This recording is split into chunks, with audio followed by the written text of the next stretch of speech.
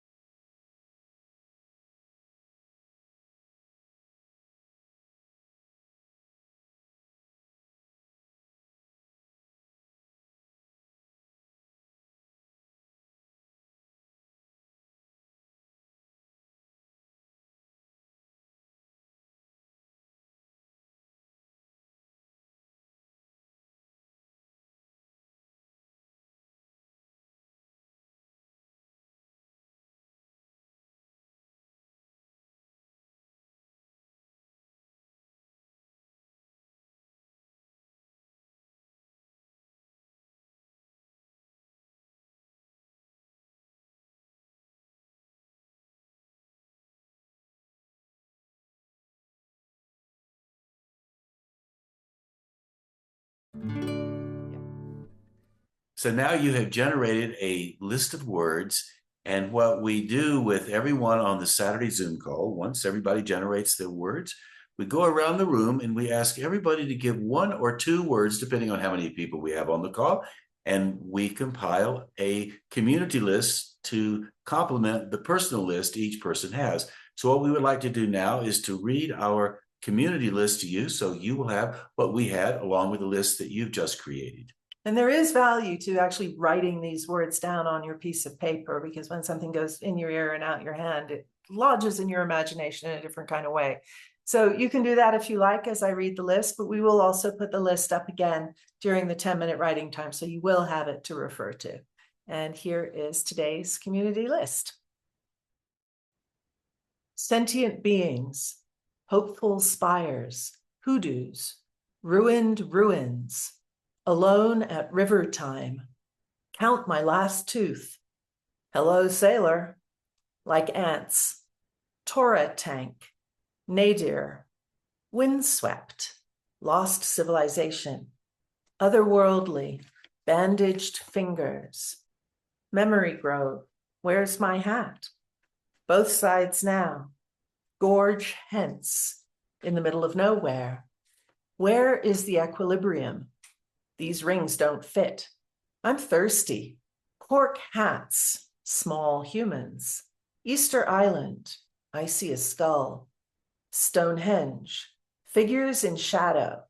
Desert of dreams, clouded memories, stones and bones, top heavy, distract, soar, something I missed. So Allegra's list that she just read appears on your screen typed out. Allegra, hand me your list for a second. This is what it looks like. And just to be clear, this isn't my list. This is the community list. This is the community list. But this is the list. My list is over there. This is the list that she wrote. And here's some of the text that I wrote based on the list, and we're going to move into the writing right now. The point of all this is when you write with your pen and you put it on the paper, what you end up with is a little bit of mess. Allegra's fairly organized here. Mine's a little more messy, as you can see. Everybody has a different style when it comes to getting these words on the page. And that's the point of this. Each of us, we all have a style, and we're asking you now to lean into your style as you generate what's coming next. And we're asking you to lean into it writing by hand, which may not be your usual style. Good point. But if you develop a practice of writing by hand, and at first you may say, oh, but I can't keep up with my thoughts. Well, you know what? That's actually kind of a good thing. Because if you're typing as fast as your thoughts, when you get to the end of the sentence, you sit there wondering what comes next. Oh, no. Now you're in your rational mind. What comes next? What should come next? Is that the right thing to come next? Oh, no, maybe I'm getting this wrong. But if you're writing by hand and you're a little slower and your imagination is moving ahead of your hand, you don't have those moments of, oh, no, now what happens? You tend to find the whole thing moves in a more flowing kind of rhythm.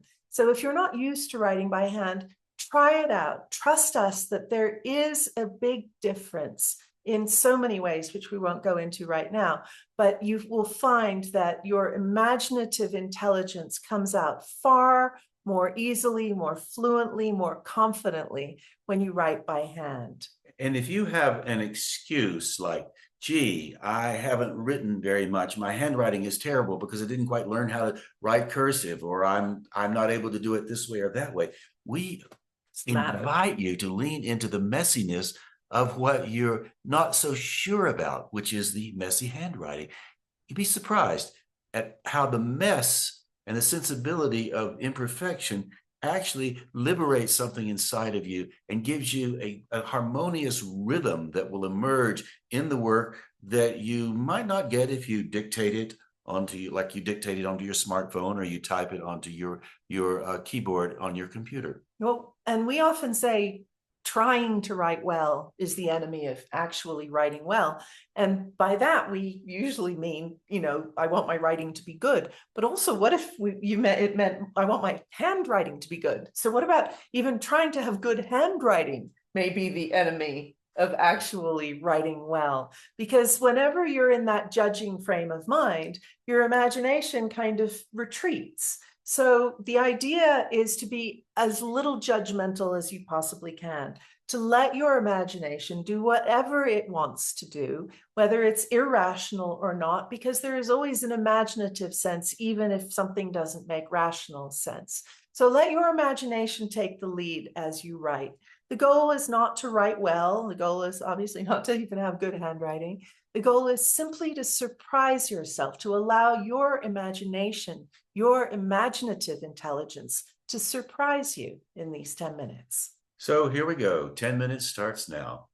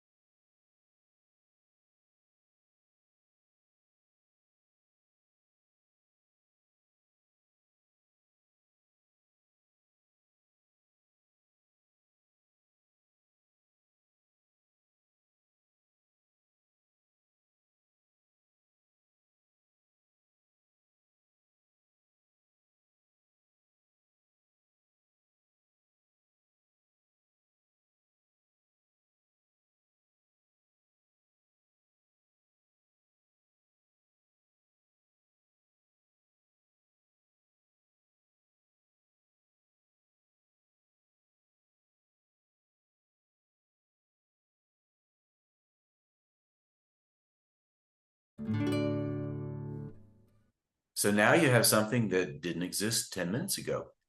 What we would like to ask you to do is to put us on pause and read what you've written out loud. Here's why we're asking you to do that.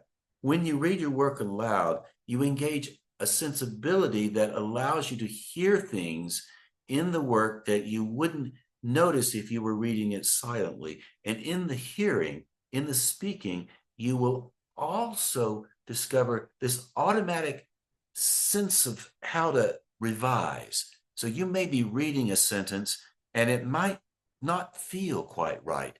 And if you find that to be true while you're reading it aloud, play around with it and revise it on the fly as you speak.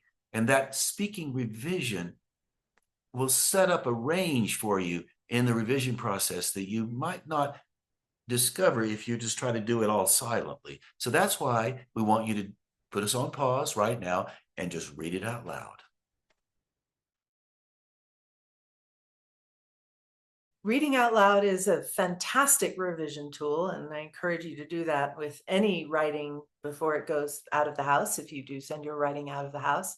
It's also a fantastic tool for retraining your inner critic into your inner champion, your inner coach, because when you read aloud, you focus more on what you like than what you don't like about your writing. And when you read silently on the page, you tend to be looking for things that are wrong, things you want to change. So you're focusing on what you don't like. So that building that confidence by reading aloud, building that sense of what your voice, literal voice, sounds like, helps you discover your voice on the page. You don't have to go find your voice. It's right there. You just have to let it out and recognize it and appreciate it and work further towards giving it that confidence and that strength. And something else that will happen for you when you read your work aloud, you will hear your voice. And when you hear that voice, it may sound a little unfamiliar, especially if you record it for the first time. You'll think, my goodness, who is that?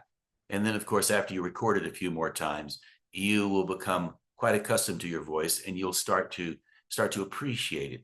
The other reason to read your work aloud, Allegra says, confidence. Indeed, confidence. Guess what?